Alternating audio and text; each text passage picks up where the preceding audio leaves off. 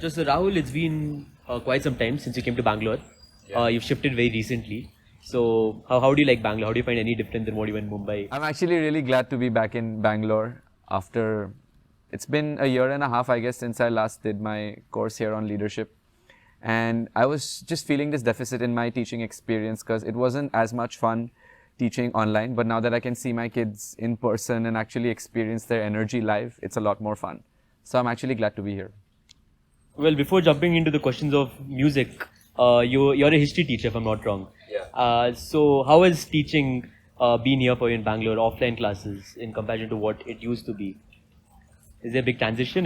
Yeah, there's a huge transition because my kids are a lot more fun in person. In online, you see they have the option to like just shut their camera off and do what they want. But here they are actually compelled, to be a part of the classroom experience. So even the backbenchers, the quiet kids, and I've realized actually they are the most enthused students in class. So it's a lot more fun this way. Jumping into the question of music, Rahul. Yeah. The first question for today is, what made you a musician in the first place? What is that inspired you to see music as a choosing career? Yeah, so I went to a school called the Assam Valley School. It was 4 hours away from the closest city, completely surrounded by tea gardens and forests. And we didn't have access to the world outside. And these days kids have internet and all that. During our time, we just used to get to watch Star World and VH1 on Saturdays and Sundays. So we would watch all of these videos on Billboard Hot 100 and then we'd want to be like them. And our school used to have this annual concert that used to happen every year and it was like the biggest deal. So 2,000 people in a school campus and our concerts used to happen like larger than life scale. It used to happen in the football stadium. And I would see my seniors perform, in these open air concerts every once a year. And I'd see the energy and I'd be like, man, I want to be on that stage someday, So when I was in the 7th grade, I think that was a tipping point. The school had put together the largest concert possible, And I put together a band when I was in the 8th standard and I played my first concert when I was in the 8th standard. I was about 12 years old that time. And I told myself this, that if I'm ever playing that concert, like I want to be singing my own songs. All my other seniors and all, they were playing famous songs by other bands and whatever was popping at that point of time. But I was like, no, if I really want to make my mark in the industry, I want to sing my own songs. So class 8's where it all started and then the same band stuck around. And I think the first time when I got on stage and the lights came on and there was the smoke and there were a bunch of senior girls yelling my name, I think that hit home run for me, So after that I decided music's my thing. Couple of my classmates who also used to play music, they got girlfriends by the time they were in class 11. For me, the journey didn't end there. For me, it was about making fans all around the world. So I was like, no, I'm going to continue doing this. So I continued playing music. And then my headmaster started sending me for college competitions. So I was still a school student, but he would send me to compete with college kids and stuff. And I would go for these IIT competitions and, I would win a couple of them. And that's when I realized that, maybe I had something that most people don't. Finesse. So, that's when I started taking music really seriously. And then in college, I started playing professionally. And I didn't turn back from them ever since. So, how did you feel after your first stage performance? After my first stage performance, I felt like I wanted to get back there again. I felt like the performance ended too soon. It was a half an hour show. And like we were on stage for like half an hour. It was so electrifying, like I felt a sense of power. I felt like musicians are the closest thing to mutants that you have, like the ability to make people dance without touching them, and it's such a positive energy. People forget all their differences. It doesn't matter what caste, creed, religion you come from, what your gender is, but everybody can dance together as one. It's like a superpower, like being able to move people through, your instrument or your vocal cords. So ever since then, I've considered it like a superpower, the ability to make people move through your music. So yeah. Ever since the pandemic, people have only seen the flaws in music. Yeah. But it's mainly because of their income they can get as a musician. But what are your personal benefits that you can see as a musician that you can get out of music, which no other common man can? See, you have to understand that pursuing music is a very, very expensive passion and if you're pursuing it as a hobby too, because there's a lot of investment. Your instruments are expensive, studio timing is expensive. The time and effort that you put into it is expensive and the returns are not as much. Like you can't expect to become a Grammy Award winning superstar the next day. Alright, so your returns will have to come in the form of love that you receive from people, the satisfaction that you get from playing music for people, and just spreading good energy and good vibration. Like if you see business, like you are selling a product and you're making money out of it. And in music, you do make money out of it when it becomes profitable in the long run. But before that, you're touching them emotionally, and that's such a beautiful thing, you know. So I guess what the main point is that if you are pursuing music as a career option, don't get too caught up in this thing of like, you know, am I making profits or am I earning enough out of it? Your first objective should be to make good music, move people, touch them emotionally, and the rest just follows. What do you think are the drawbacks of Indian music industry, and how do you think artists can overcome them? I think the drawback in the Indian music industry that I've noticed so far is that most of our artists are trying to be like other artists that they see in the West, and they get really excited at the prospect of that, or they see a certain artist pop in India and they want to be like that artist. And we often get caught up in this, you know, web of comparing other artists with others and then comparing yourself to other artists. I think every artist is really, really unique. Like you can't compare Albert Einstein's creations with Isaac Newton's, right? Like you can't compare Tesla and Alexander Graham Bell. Same way you can't compare Elon Musk and Bill Gates. Everybody's doing well in their own way, right?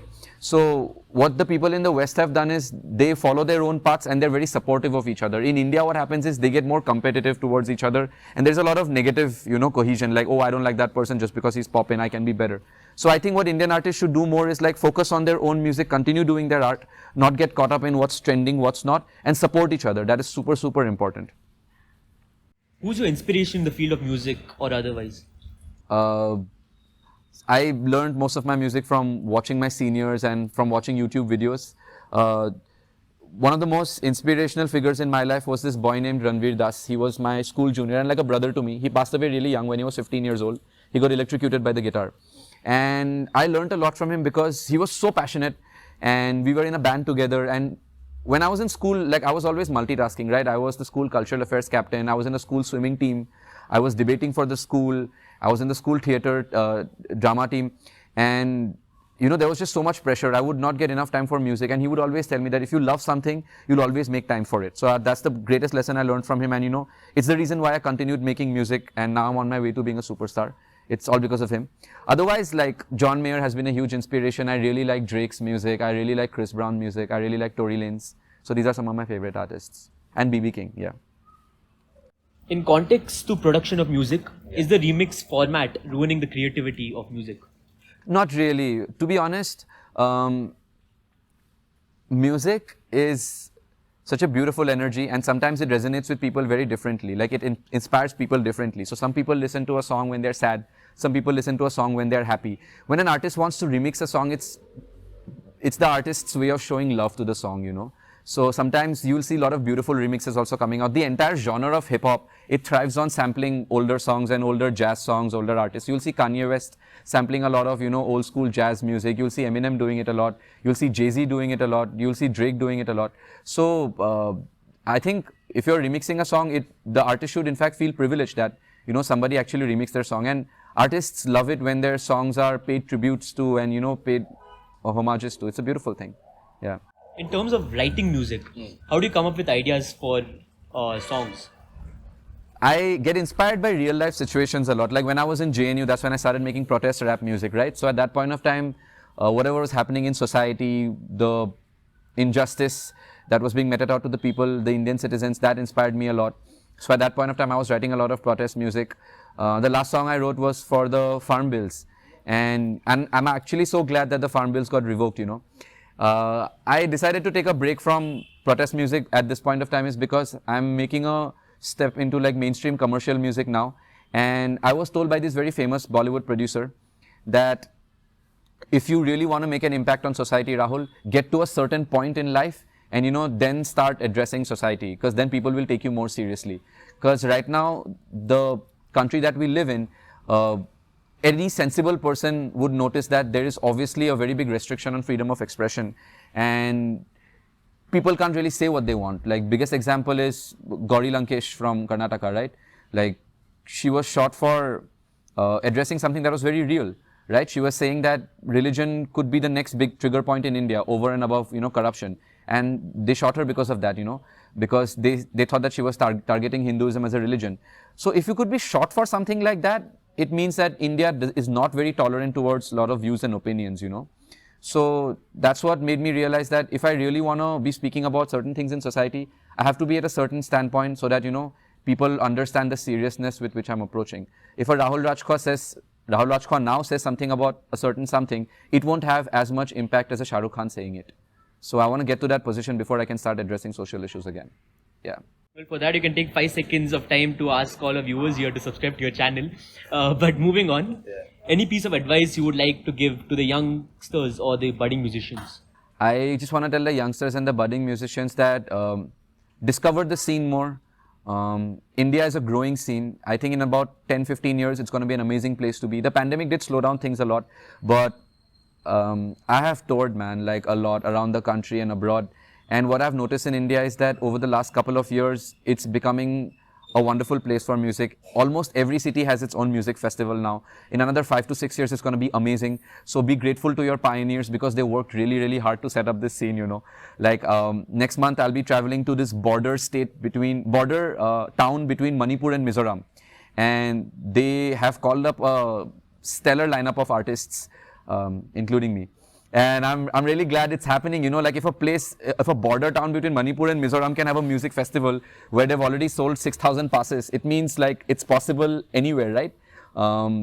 Like in US, you can get on a tour bus, you can travel from Texas, you can go to Connecticut, you can perform everywhere. If you do that, you start in Bangalore, you take a road trip all the way to Coorg, how many places can you perform on the way, right?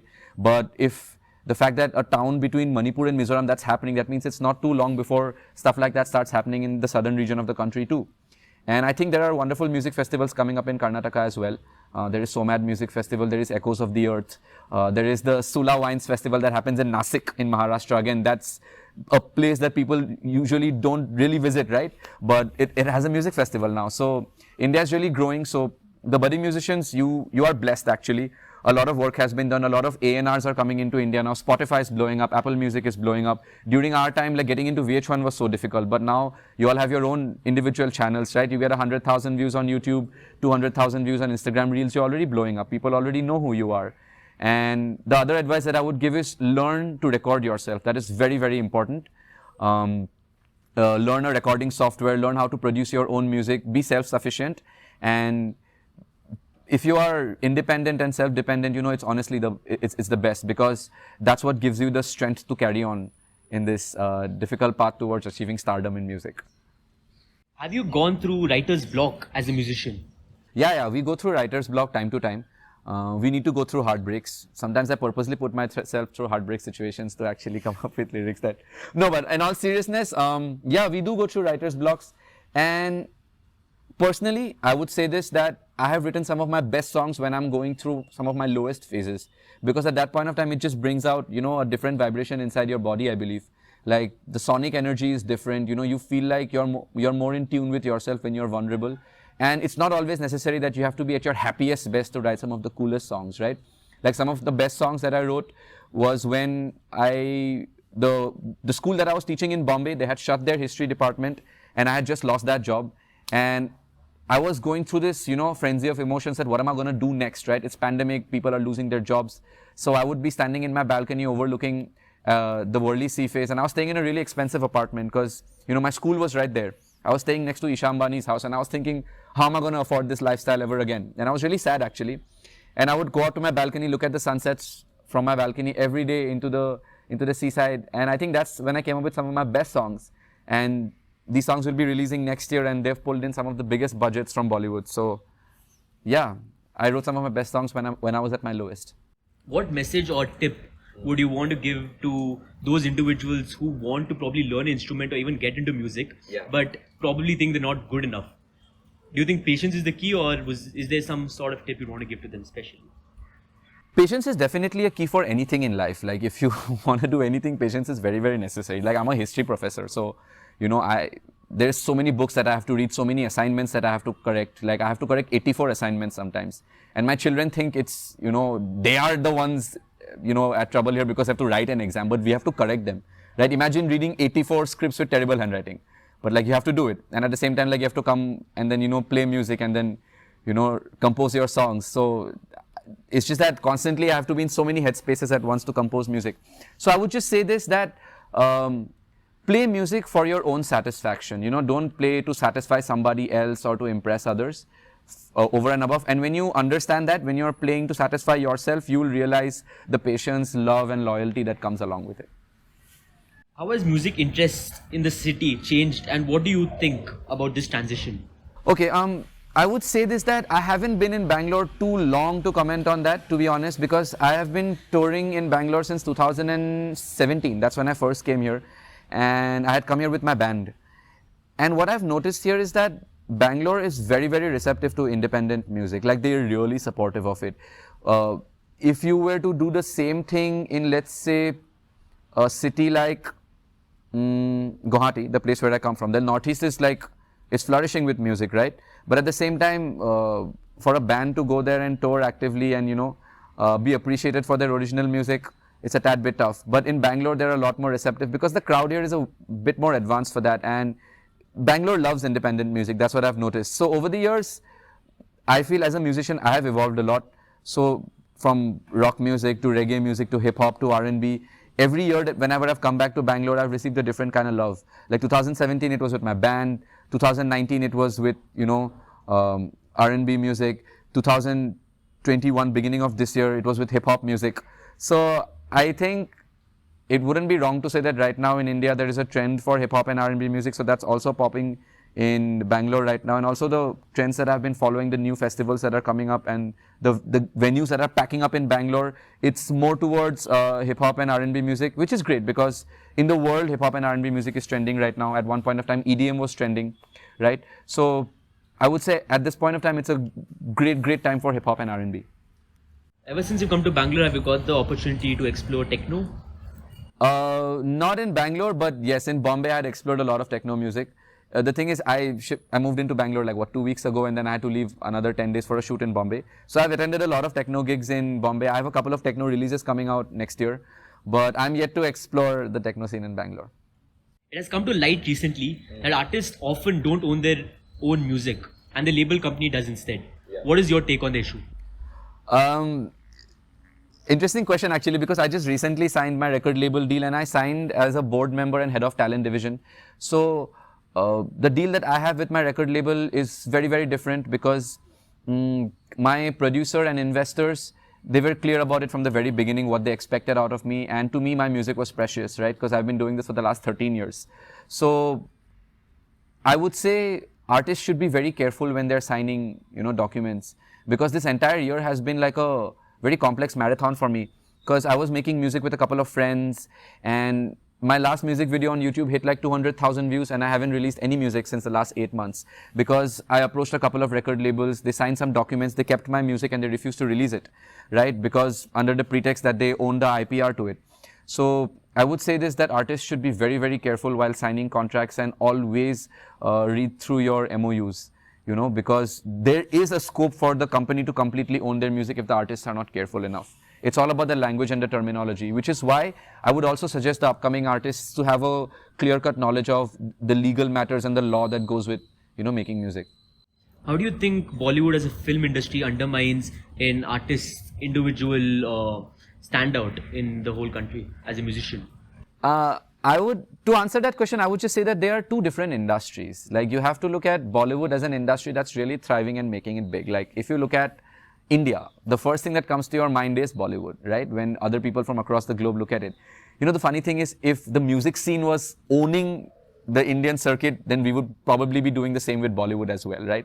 Taking film stars into our music videos and, treating them like just other, ornaments in the music video. But the times are changing now, right? Now you'll see a Badshah getting Jacqueline into his video, like, any other regular model. You'll also see Nora Fateh dancing in songs. And film stars are more or less becoming, very common in music videos, and which I think is great because that means there is equal respect for both cultures. And I don't think Bollywood really does anything to, serve as a deterrent to the individuals, standing out. Because what Bollywood is doing is it's sorting its own agenda. They have the money, they're pumping it into the kind of music that they want, right? The day the music industry makes that much money, it will be at a liberal position to make the kind of music that they want. And with the onset of social media apps that we have now and the availability of music producers around the globe and the ability to pull down beats from YouTube, anything is possible these days. So I don't think anyone is harming anyone's individual identity at this point of time. Well, the last and final question for the day, Rahul. Yeah. There is a stereotype that it is not easy to be a musician full time, and that it often requires you to have multiple jobs. How far do you think this stereotype is true? I would just say this, that a lot of musicians end up, giving up the idea of music because in the long run it's not financially stable, right? Like I said, it's a very difficult path, and being good is not enough because there are so many classically trained singers out there who have been working for years and years and they're so good at what they do, but they still don't end up cracking the scene, and ultimately they have to take up another job that sustains the family, right?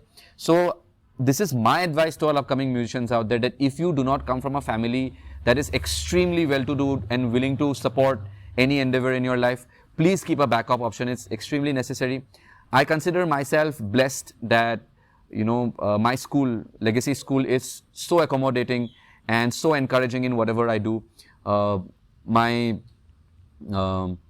chairperson is brilliant. The HR team is brilliant. Like anytime I want to go out on a tour, recently I was in Bombay to shoot 2 of my music videos, and they really respected the fact that I wanted to leave. And every time I do a UNICEF collaboration or I have a song coming out with somebody, they are always the first people to share it. My founder is one of the first people to share it and send it across to the parents.